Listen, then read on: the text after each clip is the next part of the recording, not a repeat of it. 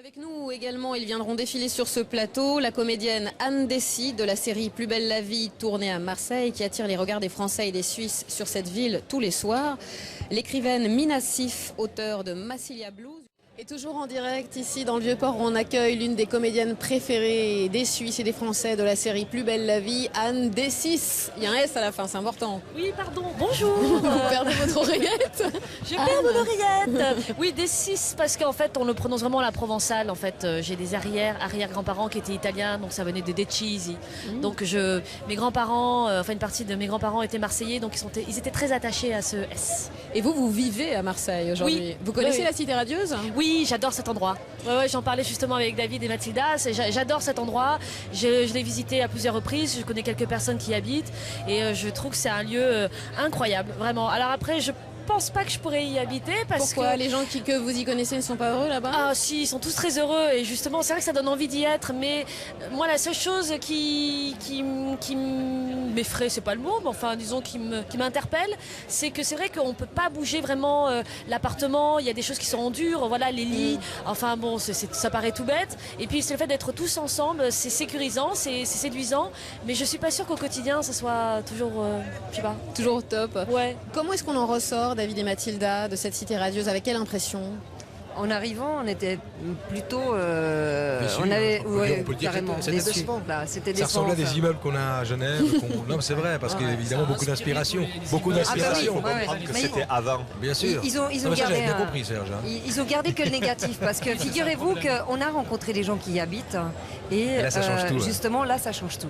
Et on s'est rendu compte qu'il y a vraiment une osmose, il y a C'est comme vraiment un club. une communion, il y a un truc, voilà, c'est comme un club. Là, ils nous ont dit, ils Complètement. font des cours de gym ensemble, il y a des expos qui sont organisés par les habitants. Il y a une crèche. Et Il y a une crèche, un il y a un restaurant, hôtel. un hôtel. Alors, Et à Et une un époque, il y hôtel avait, pas...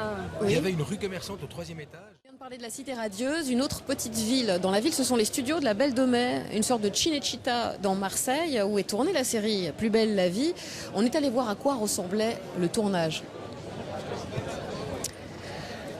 Et on a... chaque jour, des millions de téléspectateurs ont les yeux rivés sur vous, sur la série Anne Dessy, et ça fait 10 ans que ça dure, un succès qui a bouleversé le paysage audiovisuel français, de l'Access Prime Time jusqu'à changer certains horaires.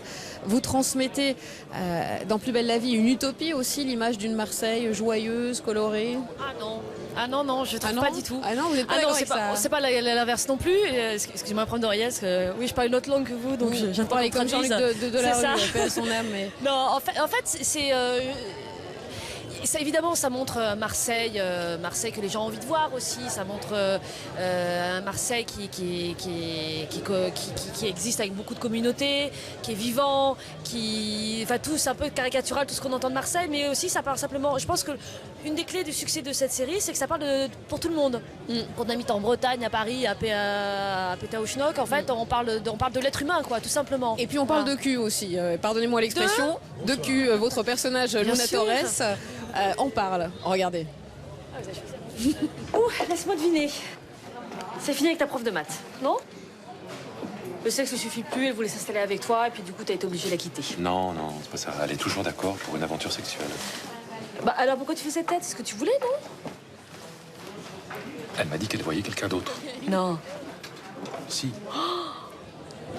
Anne Dessy, vous vous rendez compte que vous envoyez des choses incroyables au visage mais des c'est très téléspectateurs agréable. qui regardent peut-être cette série en famille. Mais non, mais c'est... Mais oui, mais cette série, moi, je suis... C'est même plus belle la vie. Il y a plein de gens qui me disent, ah, vous savez, ma fille de 5 ans regarde, mais je trouve ça pas ça formidable qu'un enfant de 5-6 ans regarde cette série, parce que on aborde tous les sujets de la vie et les sujets les plus dramatiques.